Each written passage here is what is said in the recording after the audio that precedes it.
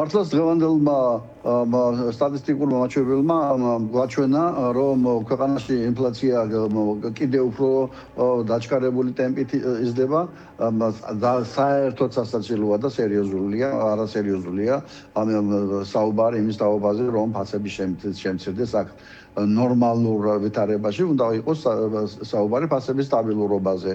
მაგრამ ამ დღევანდელ ვითარებაში, ამ ხელისუფლების პირობებში და იმ კლანური გადაჯაჭვული ბიზნეს სახელმწიფო ურთიერთობების პირობებში საოცნებო არის ფასების ზრდის ტემპის შემცირება. ანუ ფასები სამწუხაროდ მაინც გაიზრდება, მაგრამ იქნებ ისე მოხერხდეს, რომ ის არ გაიზარდოს იმ ტემპით, როგორც ახლა იზრდება. მაგრამ საქსტატმა ახლა რაც აჩვენა ეს არის გაცილებით იმაზე ნაკლები, რაც რეალურად ხდება. ვინაიდან საქსტატი ყოველთვის ემსახურება პოლიტიკურად მთავრობას და აგერ საქსტატის ხელმძღვანელი, რომელსაც 8 წლიანი მუშაობის ვადა გავიდა, სპეციალურად შეცვალეს მისთვის კანონი. ვინაიდან ზედიზედ 2 ვადაზე მეტად საქსტატის ხელმძღვანელი არ ინიშნებოდა არასდროს, რაც კი საქართველოს დამოუკიდებელი იყო და უადო ასე ვთქვათ დანიშვნის წესი შეიტანეს კანონში და კიდევ ერთხელ დანიშნეს ეს ადამიანი. ამიტომ, მაგრამ საქსტატით იზოლებულია, რომ ინფლაციის მაღალი მაჩვენებლები რეაჩვენოს, ვინაიდან როგორ ასახოს მაშინ დენის ტარიფის და როდესაც დენის ტარიფი გაიზარდა წინათვეს, ბუნებრივია, რომ ეს ფასებში რაღაც ფორმით უნდა ასახულიყო. მაგრამ როდესაც წინა თვეებში და მთელი ამ წლის განმავლობაში სურსათზე და მედიკამენტებზე და ჯანდაცვის სფეროში ფასები იყო ორნიშნა 10-12%. ახლა манипуляციებით ცდილობენ, რომ ვინაიდან საშურსათო კომისია შეიქმნა, ვინაიდან ეს კომისია სწავლობს როგორც წამლის ფასებს, ასევე სურსათის ფასებს, რაღაც ფორმით ამ კომისიის თუ აი ამ სუსი მთავრობის, აი ამ იმის რა კამპანიური პროპაგანდისტული საქმიანობის შედეგი დადებითად აჩვენონ და საოცრებებს ხედავთ. თვითონაც ვერ ხვდებიან რა გააკეთეს, ვინაიდან ბოლო 3 თვის განმავლობაში თურმე საქართველოში ფასები მცირდება ისეთ სასურსათო ჯგუფზე, რომელსაც ქვია რძე, ყველი და კვერცხი. აი ჯანდაბას დაუშვათ კომისია შეიქმნა და თებერვლის თვეში თქვეს, რომ 1%-ით შემცირდაო ამ კატეგორიის საქონელზე ფასი და კომისიის შექმნა ამით გაამართლეს. მეორეჯერ უკვე თლად ასე თქვათ თავხედობა მოუვიდათ, ვინაიდან ძალიან მაღალი გამოდიოდა უკვე სასურსათო სეგმენტზე ფასი და თქვეს, რომ 3.5%-ით შემცირდაო ფასი კვერცხზე, ყველზე და რძეზე. და ეხლა დაავიწყდათ ამ წინა 2 თვის манипуляციები და აგერ დღევანდელ ინფორმაციაში ისევ ვკითხულობთ, რომ ყველაფერზე გაიზარდა ფასები. ოღონდ თურმე შემცირებულა კვერცხზე, ყველზე და რძეზე. ვის გინახავთ იაპი და ასე ვთქვათ გაიაფებული ყველი. ეს ბაზარში იქნება თუ სუპერმარკეტებში, ან გაიაფებული რძე. ეს ხომ დაცინვაა ჩვენი მოქალაქეების.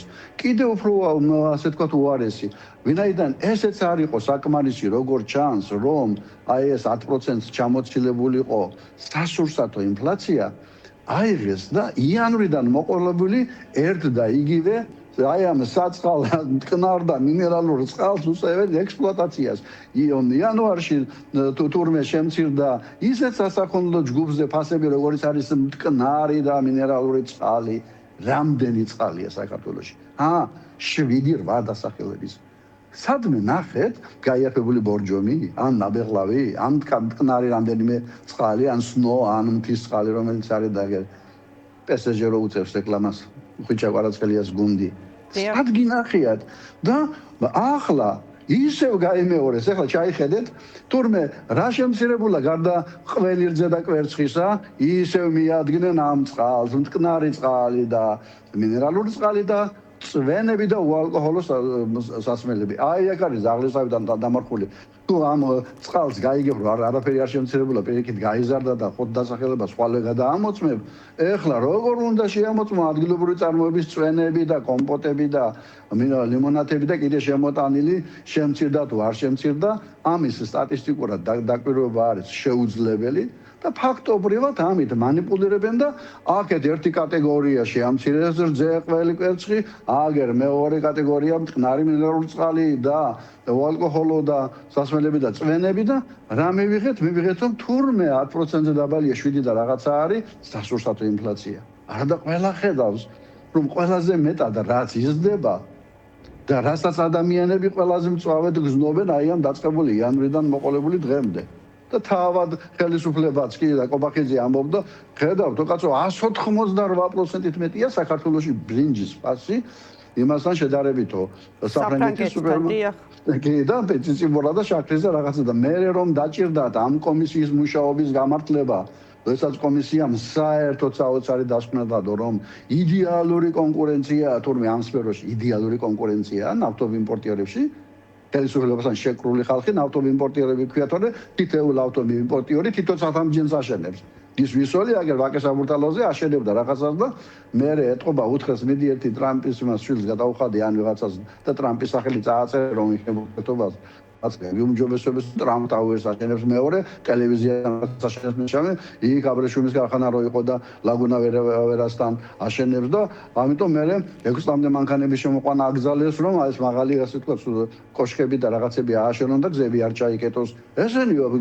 რისი ნავთობიმპორტიორები და აქვთ უკვე თავიანთი საცალო ქსელი როგორც არის სმარტები და რაღაცები და ყველგან არიან და მათ შორის იგივე თუნდაც ბრენდული უცხოური ეს კვების ობიექტები ყველგან არიან მოდებულები და მე გუშინ სამარცხვინო განცხადება გააკეთეს რომ თურმე ჩვენ ამდენი წელი რომ ძარცვავით ხალხს მაღალ ფასებით ახლა ვიზრუნებთ რომ სოციალურად მგზნობიარე პროდუქტებზე ალბათ რაღაც ზედზე ან რაღაცაზე ბრინჯზე სადღაც პატარა კუთხეს შევქმნით რომ ფასდაკლებას დავაწესებთ და დიდი რიხით აცხადებს ახლა გუდვილი აგროჰაბი აგერ მაგნიტი და ამათ გაერთიანება როა სპარი მაგნიტი ეს ამ ეგრეთ წოდებულ საოჯახო კალათას გულისხმობთ ხო? ხო, მაგრამ ბლეფია. რა არის საოჯახო კალათა არ იქნება ტყუილი ამას ხო ნახავთ ახლა დაჭირდათ მათ აი ამ ფასების კომისიის აი ასეთი სენსაციური შედეგის შემდეგ წარმოქმნილი დიდი უკმაყოფილების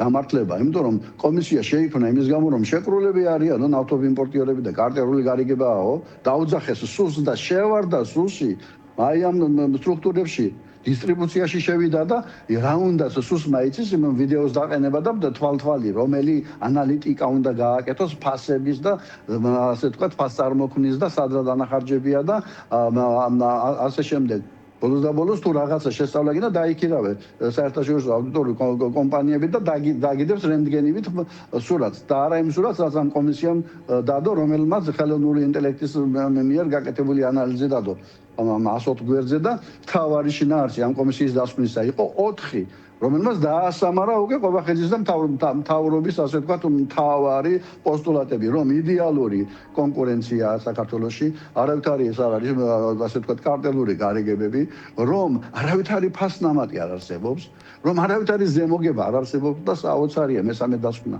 აი ამ კუთხით მოგების მარჟა არის მსოფლიო სტანდარტების დონეზე და ევროპის დონეზე აი ასეთი რაღაცა და მეოთხე დასკვნა რომ არავითარი ეს არ არის კონცენტრაცია ანუ 2 და 3 ძლიერი ეს კერფლობს კომპანია აი ამ სეგმენტში ბაზარს მაგათაც როგორც მართლა ძალიან დიდი კონცენტრაცია არის საბანკო სისტემაში TBC და საქართველოს 80% ფლობს აქო დივერსიფიცირებულია და თუ დივერსიფიცირებულია და 180%-იანი მოგება არის ბრინჯზე რატომ არ შემოაქვს მეორე კომპანიას ბრინჯი ნებისმიერი ადამიანი შემოიტანს ბრინჯს თუ ნახავს რომ ამოდენა მოგების მოტანა შეუძლია ბრინჯი არ არის კვერცხი და ქათამი რომ აქ ინვესტიციები იყოს საჭირო და წლები ელოდო ის ქათამი როდის დადებს კვერცხს ეს არის იმპორტი წადი შემოიტანი გაყიდე მაგრამ ვინ შემოგიშვებს ბაზარზე ბაზარზე შეშვების პრობლემა ნიშნავს კონკურენციის არარსებობას და კლანურობას და ხელისუფლების ბიზნესს და ხელისუფლების მფარველობას თორემ ნორმალურ საბაზრო ურთიერთობაში ბაზარი იქ სადაც მოგებას ნახავს მომენტალურად აჩენს სხვა შემომტანებს სხვა მწარმოებლებს ეს არის საბაზრო ეკონომიკის მთელი სიკეთე როდესაც ფასების სიგნალით მომენტალურად ხდება მიწოდება ინფორმაციისა ბიზნესისათვის და სადაც მოგებაა ის მომენტალურად გაიქცევა როგორც ქართველი ასევე უცხოელი ამ შემთხვევაში ეს იქნება იმპორტიორი თუ ბიზნესმენი ვინაიდან ჩვენ პატარა მაგრამ ღია ბაზრის ეკონომიკა ვარ და ჯერ კიდე არსებობს რაღაცა ის რაც ფუნდამენტი რასაც ანგრევენ და რაც შეიქმნა აი იმ ხელისუფლების პერიოდში. ამიტომ რომ მოდით რომ შევაჯამებ. ფასები იზრდება იმაზე მეტად, სახელმწიფო იძულებულია რომ ეს აღიაროს, ზუსტად ის ფასებს განიცდის მტკივნეულად და ალამაზებენ და იტყუებიან და კომისიის მიერ შესასწავლი ფასების სეგმენტში აჩვენეს აბსურდული კლება. აი ეს არის დასკვნა. კი ბატონო, გასაგებია. მინდოდა მეკითხა, ასევე ბოლო კითხვა მექნება, მაშინ და ამით დავასრულოთ ბატონო, მან დასკვნა ბრძანეთ და რა სიტყვით კომისიის დასკვნაზე, რომელიც მოვისმინეთ რამდენიმე დღის წინ გულისხმობს სწორედ აი ამ ფასების კომისიის საკითხს. სადაც თქვეს რომ მიზეზი მოკლედ რომ თქვათ არა გადაჭარბებული მოგება, არამედ პროცესების არაეფექტურობაა და საცალო სექტორის მომგებიანობის მაჩვენებლები საერთაშორისო სტანდარტებს შეესაბამება და არანაირი გადაჭარბებულ მარჟებზე არ მიუთითებსო ეს დაასკვნეს. ამ კომისიამ, ანუ ეს ვინ იყო ამ კომისიაში, ის ბიზნესმენები და პარლამენტის ნახევარზე მეტი მილიონერები არიან. საპარლამენტო ფულიანების კომისიამ ამ აჯობას ამთავრებო პოლიტიკურ, ასე ვთქვათ, ჯგუფს დაანარცხეს ბეჭებზე და საოცარი დასკვნა დადეს, რომ საქართველოს იდეალური ქვეყანა კონკურენციის კუთხით არ ყოფილაო და კონკურენციის სააგენტო, რომელიც მთავარი ორგანიზაციაა, არ გამოკითხეს, რომელსაც ევალება ფასების კონტროლი და ეროვნული ბანკი, რომელიც კონსტიტუციურად არის პასუხისმგებელი ფასების სტაბილიზაციაზე და მთავრობა, რომელიც არის დამნაშავე ფასების ზრდაში, მისი ეკონომიკური, საბიუჯეტო და უამრავი კორუფციული და სხვა სახის მათ შორის ბიზნეს პოლიტიკით. აგერ მილიარდ კილოვატ-საათს მოიხმარს 30-მდე უმსხვილესი კრიპტოსაწარმო, რომლის უკან ქართული ოსნების კლანი დგას, მათ შორის ბიძინა ივანიშვილი და მილიარდი კილოვატ-საათი შემოვიტანენ რუსეთიდან და 100%-ით მოხმარდა ამ კრიპტოვამპირებს. და ბუნებრივია ენერგეტიკაში ფასი გაიზრდება, რა თქმა უნდა, დენის ფასი, რომელიც შემდეგ ეკონომიკას გადაეცემა. ანუ ამ ხელისუფლების, ასე ვთქვათ, ბრალეულობა მთლიანად გამოირიცხა და მთიანი ანგელოზები ყოფილან ეს ჩვენი ნავთობი იმპორტიერები, რომლებიც ყოველდღე გარიგებით მაღალ ფასებს ადებენ. თუნდაც იგივე ფარმაცევტიული ბიზნესი, აპტეკები და მათ შორის აი ეს ქსელური სუპერმარკეტები. და მეორეს მხრივ სუსიში აგზავნეს, სუსნასაბუთები ამოიღო, სად არის სუსი? სად არის საბოტაჟი? საბოტაჟი წარმოუდგენლად ძიმე ბრალდება არის. საბოტაჟის მოხლეთ შევიდნენ. მორჩა ეს ყველაფერი, მორჩა, იმიტომ რომ ბიზნესი დააშინეს, კიდევ უფრო დაემორჩილეს და თავიანთი, ასე ვთქვათ, კლანური ინტერესებსაც არ შეეხნენ. კი ბატონო, ძალიან დიდი მადლობა ბატონო რომან იმისთვის რომ დაგვითმეთ დრო და მიიღეთ გადაცემაში მონაწილეობა. რომან კოცი